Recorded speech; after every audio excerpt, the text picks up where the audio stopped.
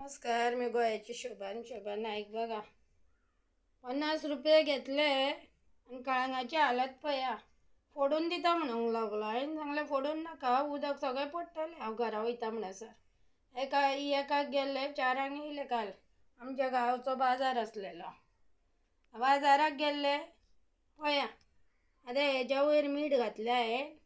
आनी हें पळय, आनी ही पळय दयना, कळंगाची दयना पळया. उश्टूंक ना वर्सभर म्हणून पयलेच काळींग ते. आनी अशी दयना जाली पळय कळंगाची.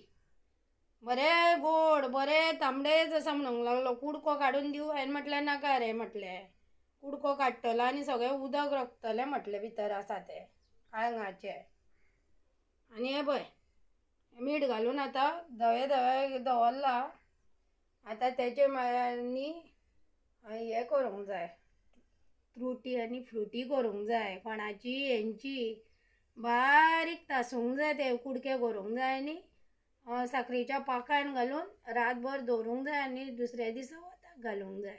ट्रुटी फ्रुटी करूंक जाय, बारीक कुडके करून साखरेच्या पाकान, साखरेच्या उदकान न्ही, पाकान पाक करून तेतून घातले हेचे कुडके बारीक करून. आनी ते हे जाले सामके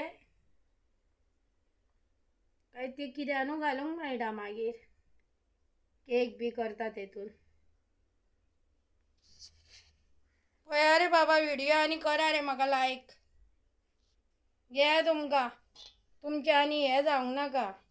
घे, म्हाज्या कडेन कितें हें बी ना, कितें म्हणटा तें कांटो चमचो ना. हय खाया, घे. कोण जाणा कशें आसतलें म्हणून.